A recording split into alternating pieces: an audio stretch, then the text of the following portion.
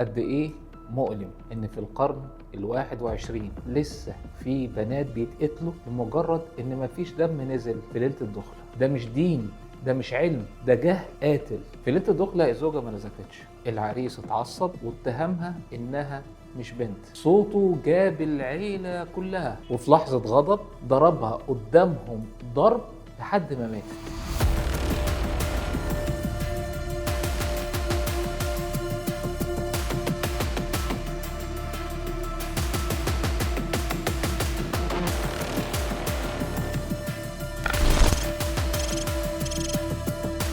في ليله الدخله الزوجه ما نزفتش، العريس اتعصب واتهمها انها مش بنت. صوته جاب العيله كلها، وفي لحظه غضب ضربها قدامهم ضرب لحد ما ماتت.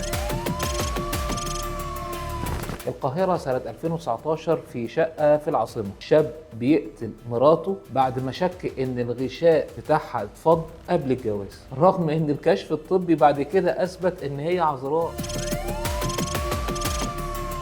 الدقهلية 2020 ليلة فرح بقت ميتم، العريس مسك سكينة طعن عروسته في قلبها لأنها ما نزفتش دم. بنت اتسحلت في الشارع على ايد اهلها بعد ما اتقال انها مش عذراء، والطب الشرعي قال الغشاء موجود وسليم. اسكندرية 2022 شابة رمت نفسها من البلكونة بعد ما اتفضحت ظلم بسبب إشاعة إنها فقدت غشائها وهي بتركب عجل. قد إيه موجوع إن لحد النهاردة لسه في بيوت بتتخرب وزوجات بتتقتل وبنات بيموتوا ظلم لمجرد إن لسه في ناس فاكرين إن الدم ليلة الدخلة هو ده الشرف. الجهل ده قتل، والتخلف ده أكبر جريمة. كل الدم والقتل والسحل ده سببه خرافة. وقبل ما نحكي في الخرافات المرتبطة بغشاء البكارة، تعالوا نعرف هو ايه اصلا غشاء البكارة ده. غشاء البكارة هو نسيج رقيق جدا بيغطي جزئيا فتحة الماء. دوره الاساسي هو حماية للطفلة من العدوى في السن الصغير، يعني وظيفته بيولوجية بحتة، لكن ملوش اي علاقة لا بالشرف ولا بالاخلاق. ده الطب اللي بيقولها بكل وضوح. طب الطب بيقول ايه؟ عندنا كذا نوع من غشاء البكارة. أول واحد الحلقي، فتحة صغيرة دائرية في النص بيتفض بسهولة من أول علاقة جنسية. تاني واحد هو الهلالي، فتحة على شكل نص قمر، برضه بيتفض بسهولة بالعلاقة من أول مرة. تالت نوع بقى الغربالي، في فتحات صغيرة متعددة زي المنخل، ده ممكن يسبب صعوبة شوية، والعلاقة الجنسية غالبا بتفض تدريجيا على أكتر من مرة. في نوع اسمه الحاجزي، غشاء عبارة عن حاجز في النص بيقسم الفتحة لنصين، غالبا لازم تدخل بسيط عند الدكتور. السميك، وأحيانا بنقول عليه الارتجاعي، الغشاء سميك جدا وما يتفضش بسهولة حتى مع تكرار العلاقة الجنسية. في الحالة دي لازم يتفض جراحيا تحت إشراف طبي. بعد ما عرفنا أنواع غشاء البكارة نخش على جزء مهم جدا، ألا وهو خرافات غشاء البكارة. الناس ربطت الدم بالشرف، لكن في الحقيقة في أنواع غشاء مرن جدا بيتمدد مع أول علاقة وما ينزلش ولا نقطة دم، وفي بنات بينزل شوية دم خفيف جدا بيختفي في لحظتها. يبقى ازاي نحكم على حياة إنسانة بمجرد دم؟ بنسمع الخرافة دي كتير جدا جدا. بنت وقعت، بنت ركبت عجلة أو حتى ركبت خيل، يبقى كده الغشاء اتفض. الحقيقة الغشاء داخلي جدا، بعيد عن أي صدمات سطحية. كل دي أوهام، لأن لو حصل نزيف للبنات في المواقف ديت بيكون سببه إصابة سطحية في الأعضاء التناسلية الخارجية، لكن الغشاء نفسه ما بيتأثرش.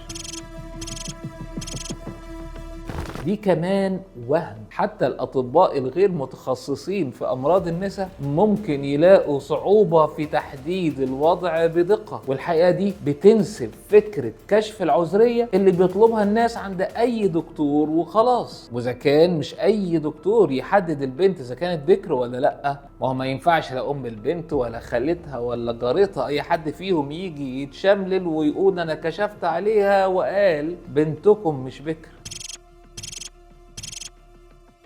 الطب بيقول بوضوح وتأكيد ان في بنات بيتولدوا من غير غشاء بكارة، ربنا خلقهم كده، يبقى نرمي شرفهم وكرامتهم في الارض عشان عيب خلقي؟ الخرافات دي مش بتظلم البنات، دي بتدمر بيوت وممكن تحول الموضوع كله لدم. من الاخر وجود دم او عدمه ده مش دليل، الطب بس هو اللي يقول.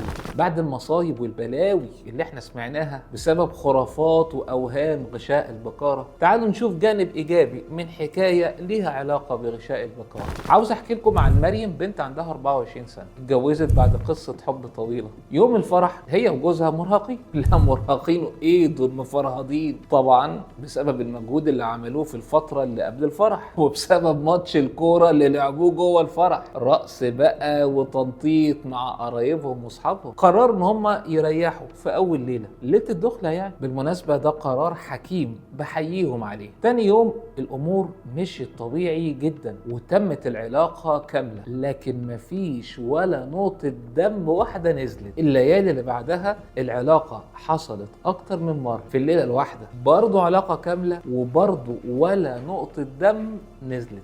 القلق سيطر عليهم، لكن مجرد حتى شبح الشك معرفش يقرب منهم. وقبل ما يتسرعوا في اي قرار عملوا الصح، راحوا لصديق الدكتور في عيادته. صديقي كشف على مريم، طلع مريم عندها ايه بقى؟ طلع عندها غشاء البكارة السميك اللي مش ممكن يتفض بشكل طبيعي. مجرد عيب بسيط جدا، لكن لو اتساب كان هيهد جواز كامل. مريم دخلت غرفة العمليات، عملوا لها تدخل جراحي بسيط جدا. في أقل من ربع ساعة مريم فاقت وبقت مبسوطة وجوزها ماسك إيديها. رجعوا بيتهم وبعد أسابيع زاروا الدكتور تاني وكانوا في قمة السعادة. مريم قالت له شكرا يا دكتور، أنقذت حياتنا من خراب كان هيهد بيتنا. وقالت لجوزها شكرا انك وقفت جنبي وكنت ظهري وسندي.